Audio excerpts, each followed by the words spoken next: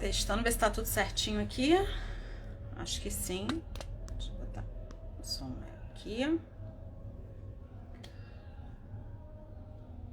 Deixa eu ver se alguém já está assistindo. Oi, gente, boa noite. Ah, a Samantha já entrou.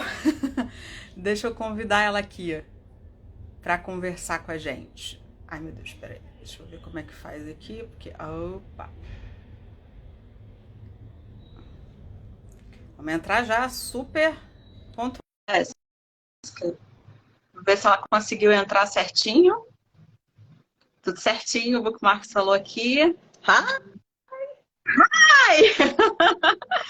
Hi, Samantha, how are you? Good, how are you?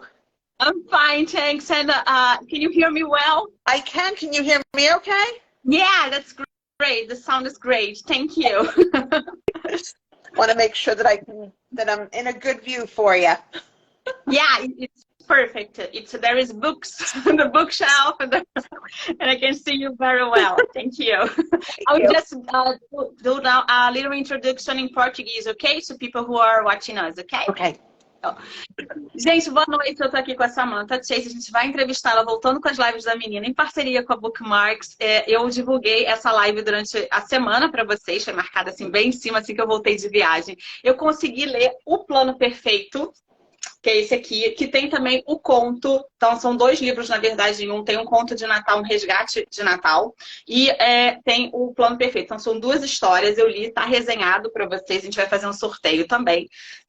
E também eu tenho aqui os outros livrinhos dela, mais dois aqui, que também foram lançados. A gente vai conversar sobre esse aqui também, que inclusive virou filme da Hallmark. Você sabe que eu amo os filmes da Hallmark. Eu vou fazer hoje um jeito um pouquinho diferente. Eu vou traduzir as perguntas para vocês, vou falar para ela em inglês, ela fala inglês e a Bookmarks vai me ajudar botando algumas traduções ali. Depois, quem quiser assistir na íntegra, vai para o YouTube com as legendas automáticas, tá? Só para não me perder um pouquinho, tá legal? Okay, so I just did a little introduction about you and about the books. So it's a pleasure have you here. I did some lives with international authors during the pandemic, because normally here in Rio, I live in Rio de Janeiro, and I do this in bookstores. So I interview Brazilians and foreigners, authors who came to Brazil, and that's the thing that I really love to do it, because it's something that makes us more close by from the authors, for the people who we love the stories. So thank you so much to accept the invitation to be here to us today and to talk with the your Brazilian readers. Thank you so much. Thank you for having me. I was actually a little surprised. Like, I wasn't sure with the language if you guys were going to even be able to understand me. No, we will. We will. We'll have help to translate in the chat. And then I have a channel on YouTube that I talk about books, movies, soap operas. And then there I have the subtitles in many languages that YouTube approve for us, for the channel for people who post there. And then works very well, because if the person is not able to watch now, they could watch later in the YouTube channel, okay? Excellent. I love it. This is wonderful. Okay, so let's start with the questions. I will do in Portuguese to translate to them, and then I will do in English, and then you could answer. That's okay for you? Perfect. Perfect. Gente, a Samantha, ela é best-seller do New York Times, do USA Today, do romance contemporâneo. Suas histórias são tão doces quanto sensuais. Eu amei ler a história dela, foi uma delícia. Eu fiquei imaginando o filme, que eu queria muito ver, não consegui assistir ainda.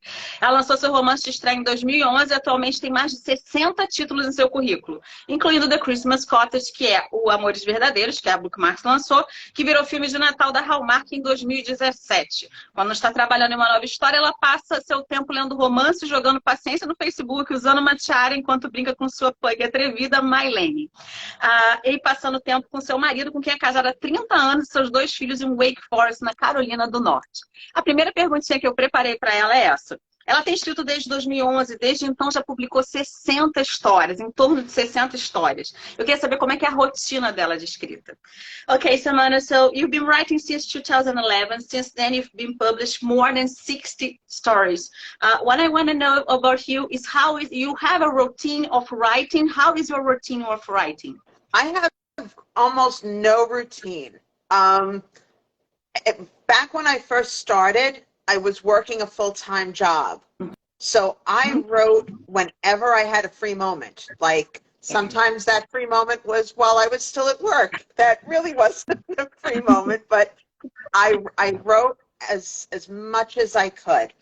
And I did that for about 3 years. And then I was able to quit my job and write full-time.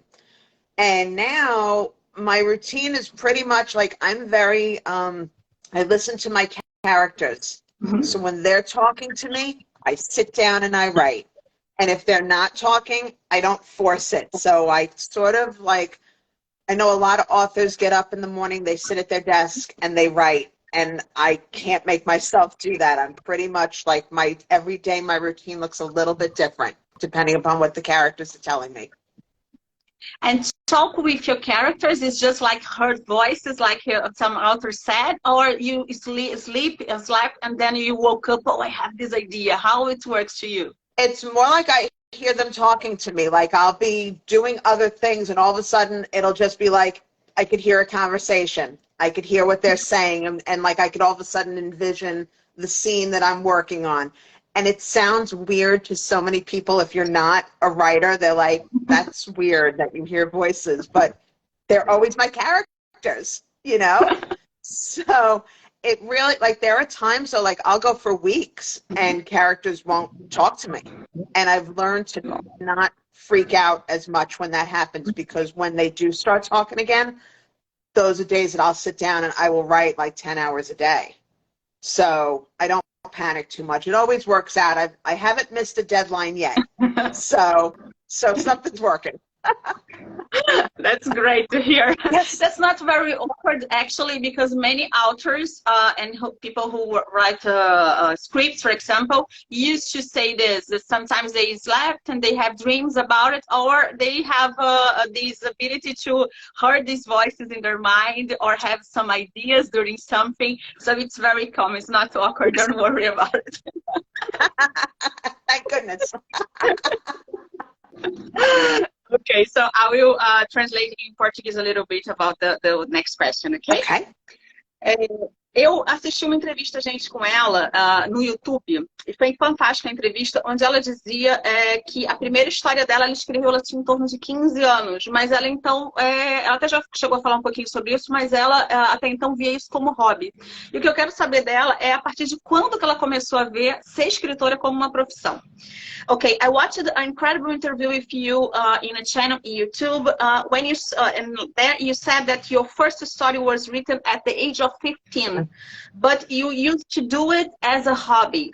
What I want to know about you is when did you start to see writer is as a profession? Okay, when I was, I have 2 boys, and I homeschooled my older son, and I taught creative writing we had a homeschool co-op group, and I taught creative writing, and I aged up with him. So he started in 4th grade when we started homeschooling, and I taught it all the way through 12th grade. And even after he graduated, I continued to teach these writing classes to homeschoolers. And they were the ones that encouraged me. They're like, why aren't you submitting your stories? Like, why aren't you doing more with them? And I sort of thought like, yeah, why aren't I doing anything with this? And they were the ones that encouraged me. So I was probably about 40 years old when I finally decided to start like cleaning up some of my manuscripts and submitting them. And I got like dozens of rejections and still didn't think that this was going to happen for me. And it wasn't until like 2011 that I was finally like, this is what I want to do, and I'm going to just keep pursuing it until something happens. So it took a long, It's long incredible that time. you share this. I'm sorry. It's incredible that you share this with us because sometimes you people who has children and or change the job is between the jobs. They said that it's too late to start to write, and then you became a writer with 4 years old. So it's never too late when you have this. This feeling. It's very good to hear this. It's incredible, Samantha. It's really like because I think I felt that myself. Like I felt like I'm too old for this. Like that time has passed, and I'm so glad that I didn't stick to that mindset, because not everybody finds their true dream job or their true calling or whatever, like at age 20. Like that's not when it happens all the time. So it's never too late. Always pursue it. It's great. I will just translate the next question to the audience. Gente, eu vou perguntar para ela o seguinte: com a pandemia, muitas pessoas mudaram os hábitos, né, de escrita, de trabalho e tudo. E alguns autores escreveram mais, né? Até entrevistei muitos aqui, e outros disseram que escreveram menos com a pandemia. O que eu vou perguntar para ela é como é que foi a produção das histórias dela durante esse período. Como é que foi? Se ela produziu mais, se ela produziu menos. Okay, during the pandemic, many habits changed and some authors wrote more and others less. How was to you produce your stories during this period? In January, at the end of January in 2020, I had shoulder surgery. I had a torn rotator cuff and a torn bicep. So I actually, in the months leading up to that, I wrote as much as humanly possible. So I was actually 4 books ahead because I didn't know how my recovery was going to go. Mm-hmm. So, and very end of January, I had the surgery. The pandemic started like in mid-March, I want to say that was in 2020. So I was ahead, and I felt like, okay, I can relax a little bit because I've got books that are ready to go. But it was hard to get back into it. It was hard to think of positive stories when everything just felt so negative. So it took me a long time to get back to writing, but because I was ahead, I didn't have the pressure to like produce during that time. I was able to focus on my recovery and just jump back in, you know, at a slower pace. So I know that I was fortunate. The timing just worked out like that. It's good to know that you have your time to, because it was a very sad time, even you just said, to write good stories when the moment asked us to be with our families, to pray, to have all these dons. Exactly. Yeah. Exactly. Vou fazer the next question. A próxima pergunta, gente, que eu vou fazer para ela é a seguinte. Ela tem um imenso grupo de leitoras, né, femininas, por exemplo. Lógico, masculinos também, mas um grande grupo de leitoras mulheres no mundo todo. O que ela acha que é o maior... por que ela acha que ela faz tanto sucesso assim? E também, a outra pergunta que eu fiz foi... algo que ela acha que não pode faltar nas histórias dela, algo que ela acha que os leitores que já gostam dela ficam esperando por esse momento, por ter, né, esse clichê, alguma coisa que seja muito importante, que seja a marca registrada dela. Okay, you have a huge group of female readers around the world. What do you believe is the most successful among them? Something you know can't be missing from your stories because your readers recognize you for it. Do you think there is something that they always recognize you? Well, this is the Samantha stories. It's a few things, actually. Like, and sometimes it's something silly. Like, I've had readers who are like, there's got to be ice cream. Like, somebody's got to be having, like, that's got to be the heroine, like, having ice cream or having something sweet. Like, they know that that's something all of my heroines have. They like that the sex scenes fade to black. When I do anything a little more descriptive, I actually have readers who get upset with me.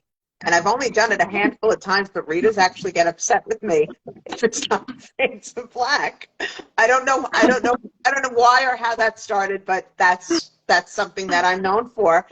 And the other thing is they want the emotion. They want the emotional roller coaster of a story, like that there's normally something like deep that's happened to either the hero or the heroine. Like that has to be in there. They don't want like a light, low angst. There has to be like an emotional aspect to it. Okay, that's great. Yes. Gente, a próxima pergunta que eu vou fazer então para ela é: muitas das histórias dela, inclusive as duas que eu li, se passam no Natal. Eu lia o Plano Perfeito, né? E o Resgate de Natal, que está no mesmo livro, o Plano Perfeito. Mas se vocês for lerem pela Amazon, todos os livros dela da Bookmark estão no Kindle Unlimited, é bom lembrar para quem assina. São duas histórias separadas lá. O Plano Perfeito você pode ler e pode ler também o Resgate de Natal está separado lá também, se você quiser ler, mas no físico você pode ler os dois juntos, que foi o que eu fiz. Eu queria saber com ela qual é a conexão que ela tem com essa época do ano e se ela acha que realmente no final do ano as coisas ficam mais românticas. Samantha, many of your stories take place at Christmas, including the two I just read, Hits for the Holidays and A Christmas Rescue. There I have to mention here that I love both. Yes,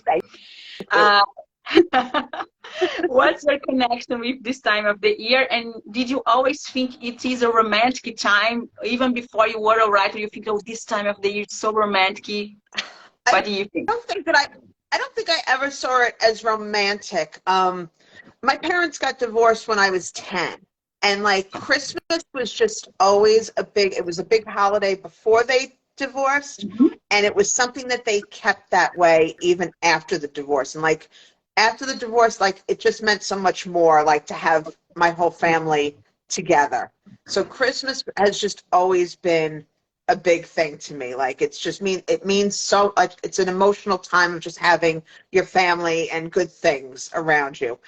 And I don't know what tapped into me that, like, I felt like this has to be what, but I love writing Christmas romances for that. Like, I just love the whole celebrating and finding someone who's not really into it. You know what I mean? Like, there's always has to be one who's not in love with Christmas.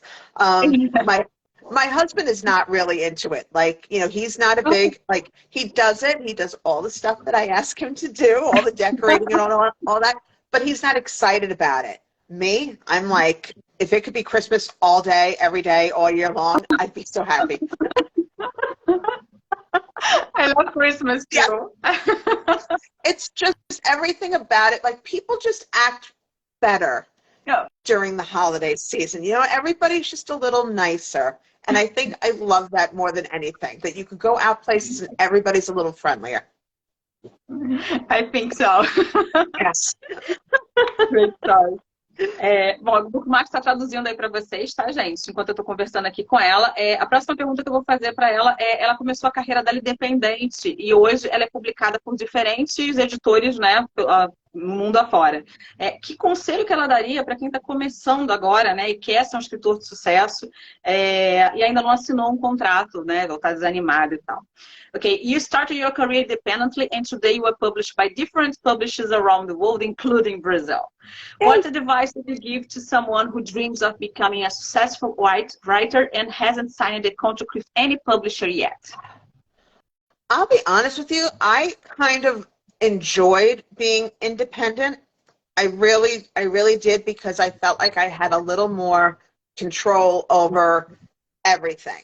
Mm-hmm. When I signed with an American publisher, I didn't have a great experience. My Brazilian publishers have been phenomenal.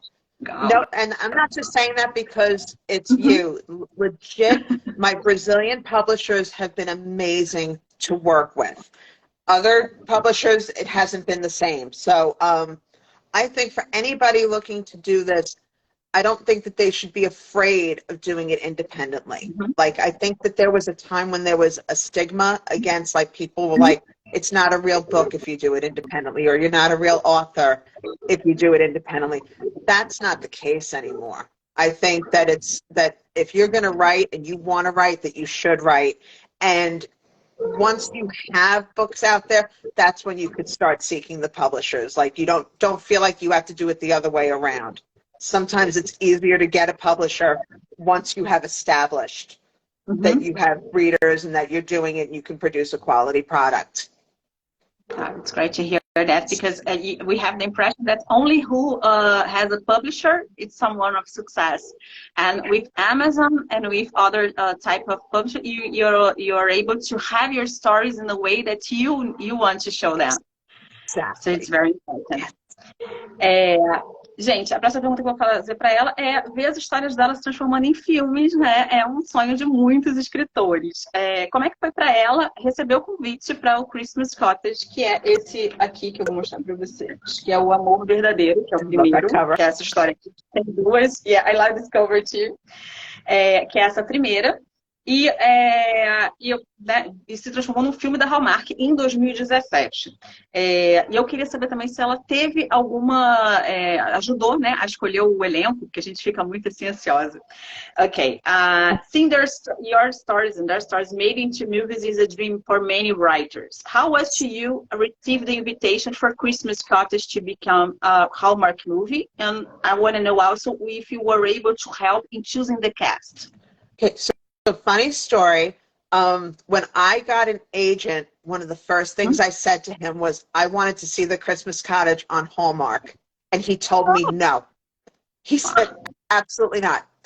And I said, why? I don't understand why. And he's like, it's too complicated. You don't make a lot of money. It's not a great experience. He's like, just no. And he was really emphatic about it. And every couple of months, I'd bring it up again. And he would always tell me no. And they came to me. Hallmark, like the producers, they emailed me through my website and said that they were interested in the Christmas Cottage. And I did this big I told you so dance to my agent. They want me. I told you.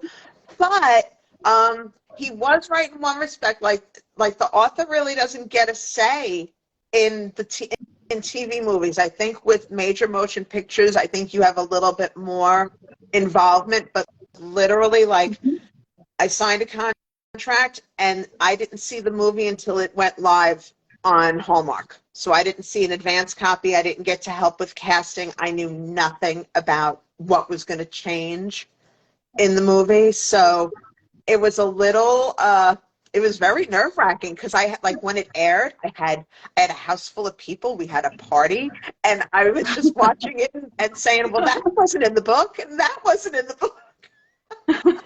It's a beautiful movie, and I think it's one of their best movies. And I'm not, I don't think I'm biased, but I think they did a fantastic job on it, but they did change a lot of what was in the book. So, but you know that, you have to know that going in, that they're going to change a lot. And your readers, how they react, because sometimes we have readers who like this, that have the same feeling, the same dialogue, the same everything that the character has, and some of them hate any change. How it was your public watched a movie so different from the ones that you write, the story that you written? It was so funny because some of them, like, because we were doing Facebook Live, you know, like during the movie and all that, and so many of them were like, that character wasn't in the movie. That wasn't supposed to be there. And I still, it's been what, it came on in 2017. I still get readers when I mention the movie, they're just like, it was different. It was just too different. It was a fun movie, but it wasn't your book. So, like, they're not mean, they're not mad, but they definitely are like, it's different, you know? And the morning after it premiered, my dad had spent the night, and it was just him and I that morning having coffee, and he goes, okay, nobody's here. He's like, what did you think? And I said, well, it wasn't really my book. And he goes, yeah, because he read the book too, so he knew. He was like, yeah. He goes, it was different. He goes, it was cute, but it was different. So, and I already know for the next movie that it's going to be different too. So I'm more prepared this time. You're ready to prepare for it. I'm a lot more relaxed this time. Gente, eu vou perguntar agora para ela sobre as capas, né? Sobre o processo de escolha de capas, se ela gosta de participar, enfim, ou se ela deixa mais na mão de outras pessoas e ela depois decide como é que é esse processo. How is the process of choosing the cover of your books? Do you like to participate or do you like to hear suggestions of other people? I'm fortunate because I'm publishing so many different ways that I actually get to do that almost every way that you've mentioned. When I had an American publisher, I got to have a say in the cover. Like, they would present me with like 5 covers. and I could choose from them. And if I didn't like any of them, sometimes they'd go back and start over. But most of the time, they were like, these are your choices. With my independent stuff, I have all the say. Like I have 2 cover artists that I work with, and I go to them and I say, this is what I'm thinking. Very rarely do I have it in my mind exactly as I want it, but I'll say, like, this is what I'm thinking.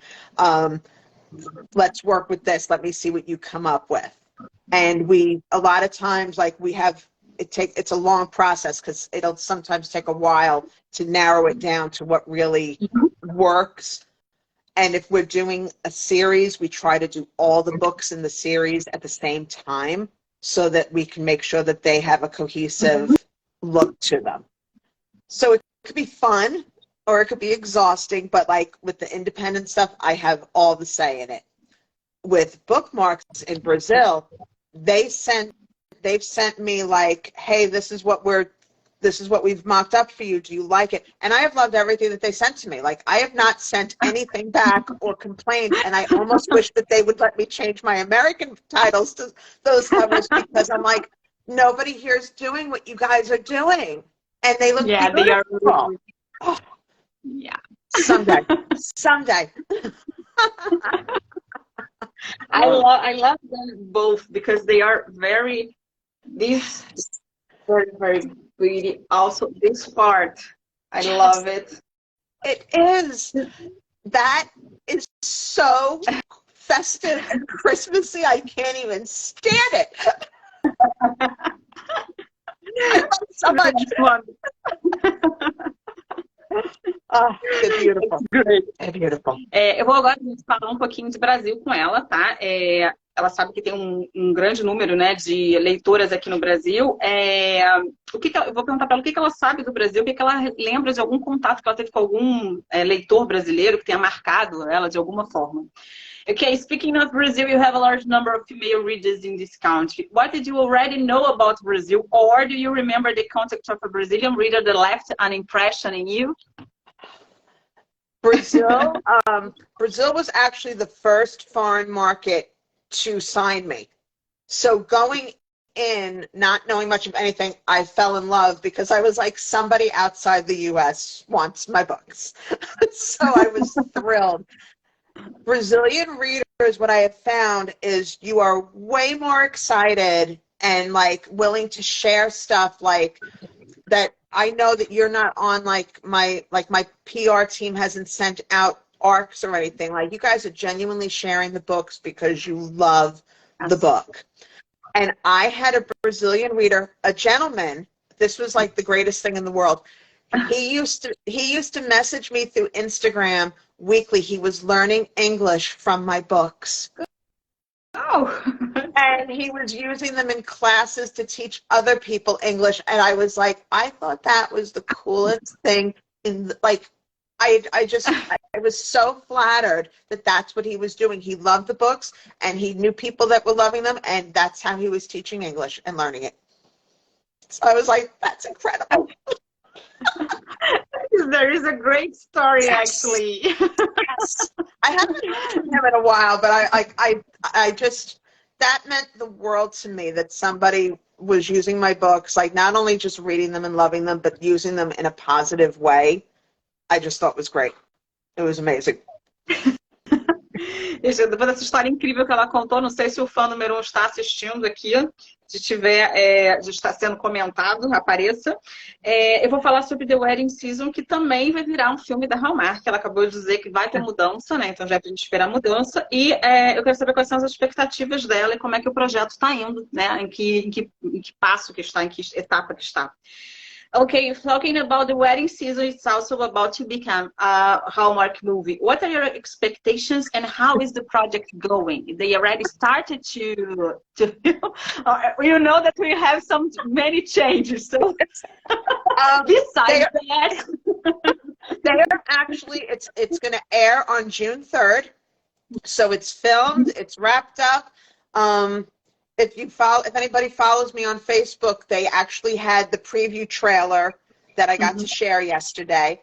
And the only reason why I got to share it is because I follow the lead actors on Instagram and they shared it.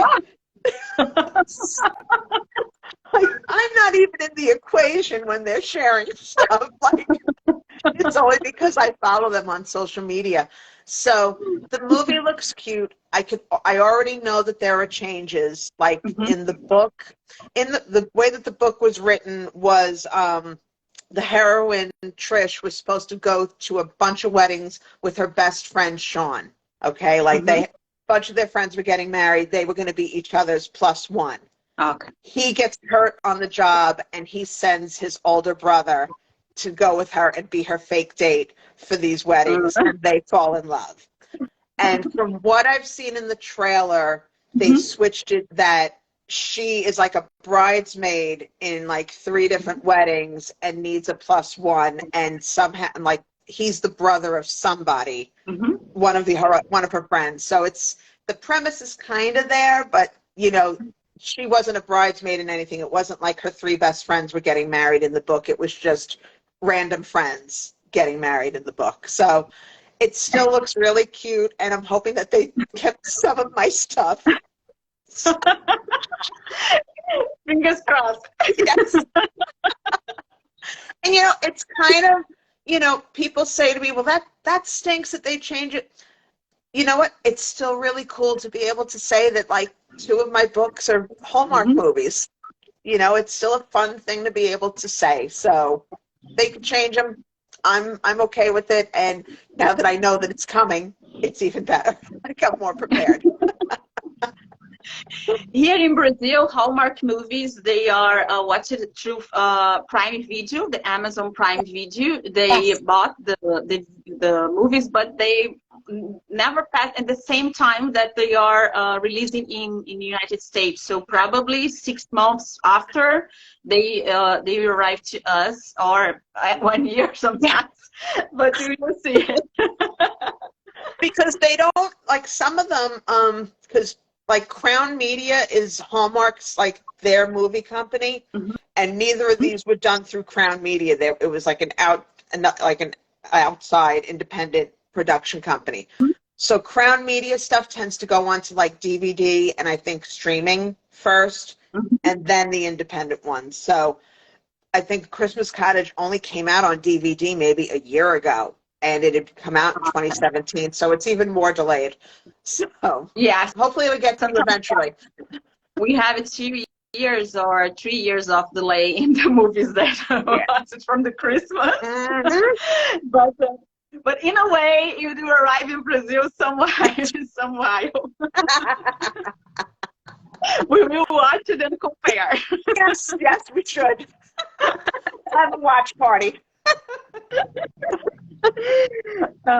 Gente, a próxima pergunta que eu vou fazer para ela, sem contar os livros dela, que outro autor, ela tem mais livros na estante. Okay, Savannah, so not counting your books, which other author do you have most number of books in your bookshelf?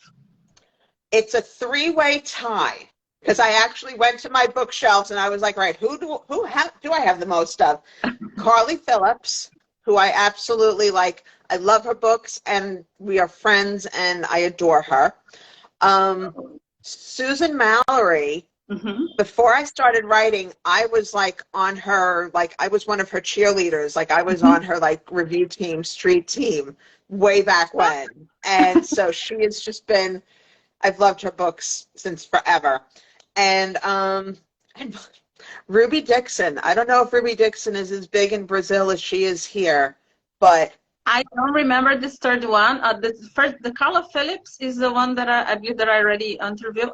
Susan Mallory is very known here in Brazil, but this third one I don't remember. Maybe if she writes like sci-fi. She writes like sci-fi, like alien romance, and I never thought I would read that, and I am addicted to it. It's ridiculous. It's completely over the top, and I got addicted to it. Ruby Dixon. Julinha, Dixon. você está falando que é publicado no Brasil, é isso? Ou você lê lá de fora? Is Julia, me anybody? ajuda. I'm asking then if Ruby Dixon, because Julia said that she know and she loves her ETs, but I don't know if she's published in Brazil. Okay. Julia, é publicado no Brasil, Julia?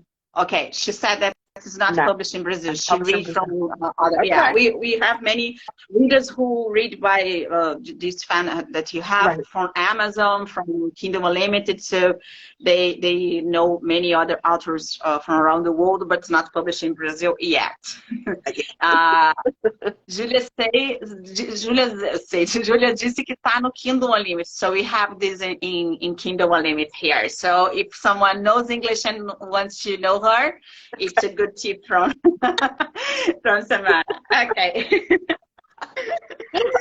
Gente, a próxima pergunta que eu vou fazer para ela é sobre os leitores brasileiros que amam ter contato. A gente ama ter contato com os nossos autores favoritos. E a gente tem essas feiras imensas, né, que a gente tem aqui no Brasil, Bienal, por exemplo, que acontece esse ano aqui no Rio. Que dura mais, né, de uma semana. Eu vou perguntar para ela se ela já pensou em participar, se ela já recebeu algum convite, está nos planos dela. Okay, Brazilian readers love to have contact with their favorite writers. We have international book fairs here that last more than a week and fill huge spaces. We have, for example, one international book fair from Rio this year on September for 2 weeks. My question to you is, have you ever talked about participating in one of them, or they have contact with you, or did you think, oh, I'm going to go to Brazil to visit my readers? Did you hear anything or have plans about it? Nobody's invited me to anything, but my husband and I both, we have like, since my first book was published there, we were both like, we want to go, and nobody's invited us.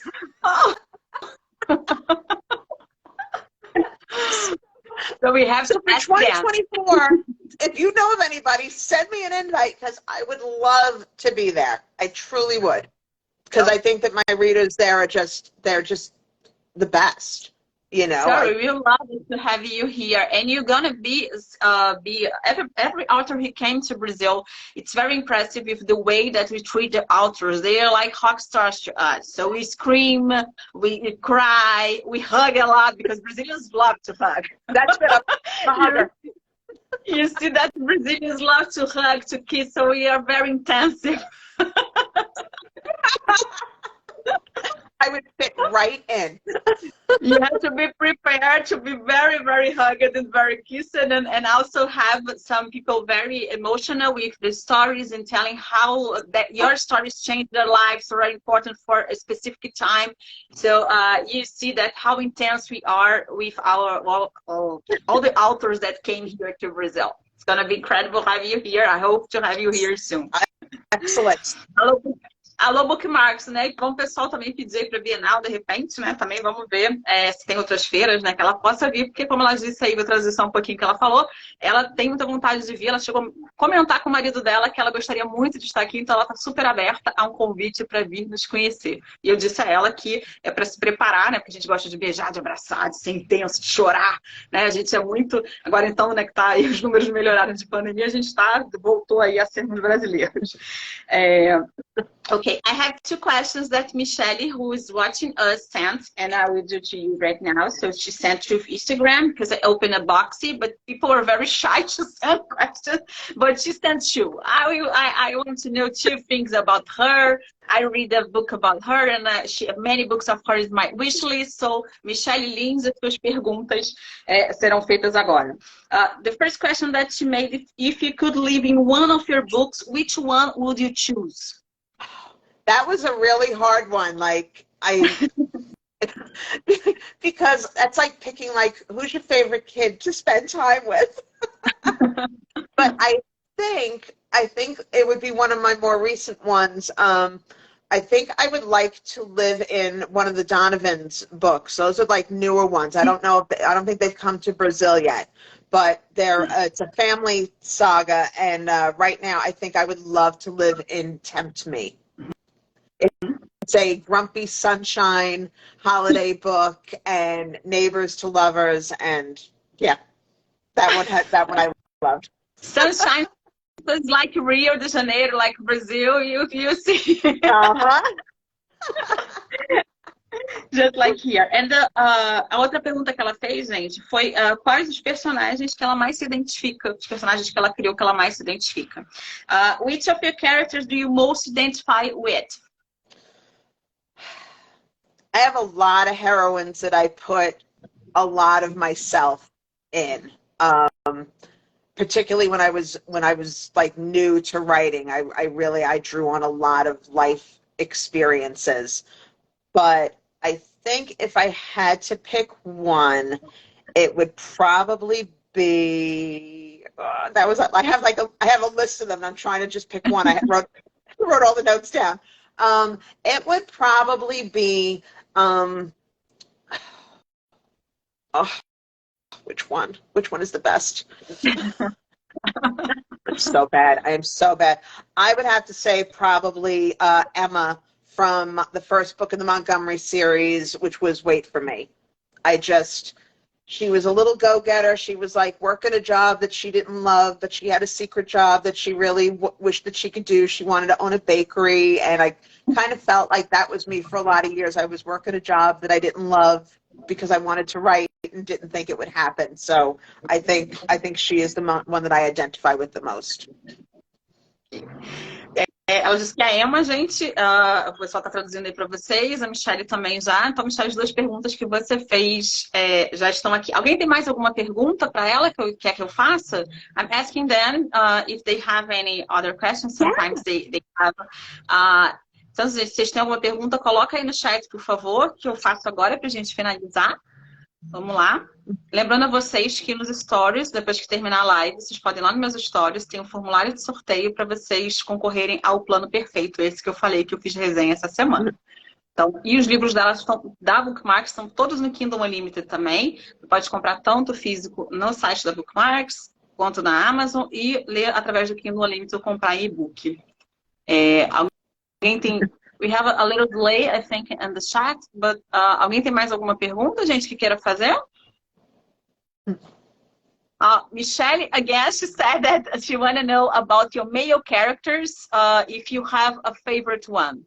That one is easy. Dylan from One More Promise. He was a bass player. That was my Band on the Run series.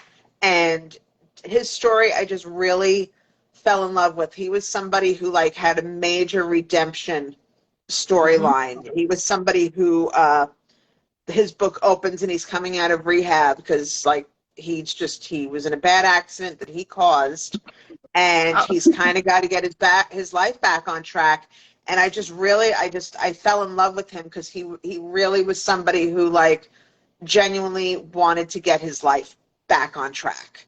And I think we want to know him, so we have to ask Bookmarks to bring this story too. Yes.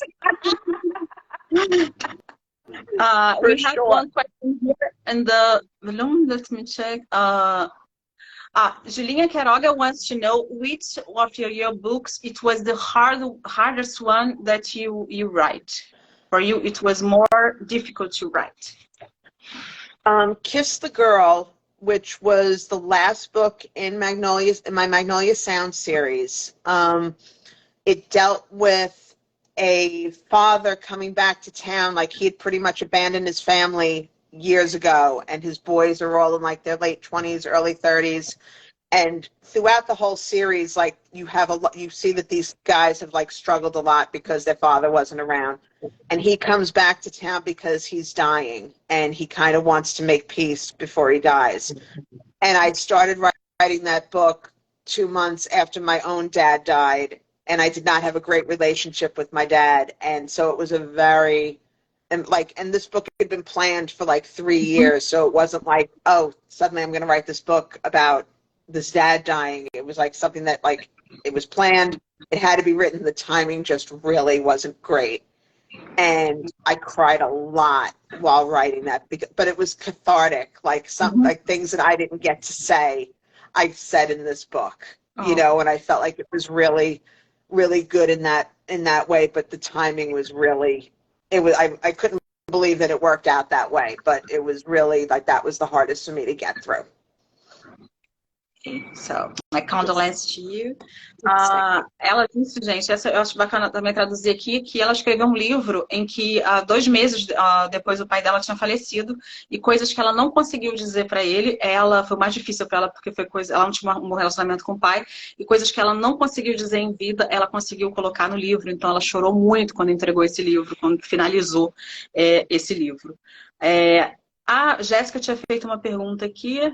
Okay, there is any kind of story that you didn't write yet in your books, you didn't mention about it, but you like to write in some day, or you are writing and you never mention? You know, at having written almost 100 books, I think I've written most of what I wanted to. I've kind of got it on my mind that I would love to do like a bachelor or a bachelorette auction, sort of like a thing, like to mismatch people up a little bit, and I just haven't found the right series to throw that in yet. But that's something I think I could have fun with. Tem mais alguma pergunta, gente, que vocês fizeram? People are here saying that they want to read this one that you talk about your father, that you write the things that you were not able to say. Yeah, because you're very emotional with this. And then people is like, oh, we want to read this one. Yep. I really want to know the story. It's very emotional. Because that's what I'm known for. Everybody wants the emotion. Well, here in Brazil, we love Nicholas Sparks, for example, and then and Jojo Moyes, and we're always crying and loving. If we don't expect to cry, it's not their story. You can expect always you will cry, so Brazilians will love it. Yeah, that's one you would cry. You would definitely cry. Oh, you want to know too. Yep, I think that I don't think I write a lot that make you cry, but like that one, like everybody was like, damn, like that made me cry. So I know I did. Okay, so to finish our conversation, I just want to ask you if there is other books coming by Bookmarks that you're expecting, that we could expect for this year, for example, and you already signed the contract and you could expect to read very soon in Portuguese. I think what's coming, I have it over here. I think what's coming next, because the Engagement Bargo, which I don't know if that was the title that they gave it over there, but the Meet Me at the Altar book 1 was came out. Yep, that one. So the next book after that is With This Cake, and I'm supposed to be getting the cover on that one soon. Yep, I love that cover. That was so much fun. I love every chapter. It's very, very good. I love everything. Yeah, I know. I love it. I was much skinnier in that picture. But there are definitely, Bookmarks has a lot of books coming from me. There's going to be, actually the book that's coming out on Hallmark is supposed to be coming to Brazil too. I just don't know where it is on their calendar, but like that whole series is going to be coming. So hopefully more because we hope so. readers enjoy it, so I'm hoping for more. Bookmarks is saying that the second one, it's already on process to be published, and they will publish also the one that you're gonna be Hallmark movie, The Wedding Season. They already will, and now you'll be sure that we will ask for the authors that you mentioned in this interview. We would like to all of them here in Portuguese, because many people have to know your story, Samantha.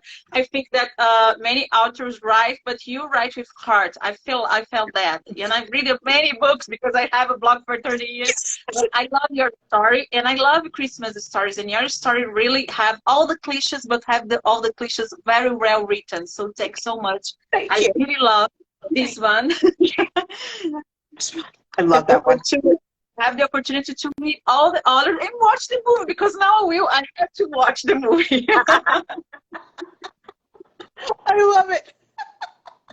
Yeah, just read the book and then the movie's completely different. So We know how the expectations must have, but okay, I'm already prepared for it. I love it. Gente, eu vou agradecer a Samantha, então, e a Bookmarks, você aí do outro lado, vamos finalizar. Então, Samantha, you have any message to your Brazilian fans that you want to share with us at the end of this lovely interview? Yeah. I love you guys. Like, I love getting your messages. I love seeing your posts. I really appreciate just the enthusiasm that you have for the books, and it means the world to me because it's so cool to think of my books being translated like around the world, but primarily Brazil, because you guys, like, you're just on a whole other level of just love and just joy, and thank you. Seriously, thank you. We thank you, and I appreciate your time here with us. Thank you so much to be so sympathy and so good. You have a smile that's really transparent with us, with your stories. So that's like just like, oh, you're a friend from us from a long time. So it's very, very nice to have you here at the end of the beginning of next week, actually, because it's Sunday, but end of the weekend with you. So thanks so much. I hope to see you soon in Brazil and to have other opportunities to talk with you. Yes. By live or another time. Thank you so much, Samantha. Have a good weekend. Gente, obrigada, Bookmarks. Eu vejo vocês nas próximas semanas. See you. Bye-bye. Thank you so much. Thank you.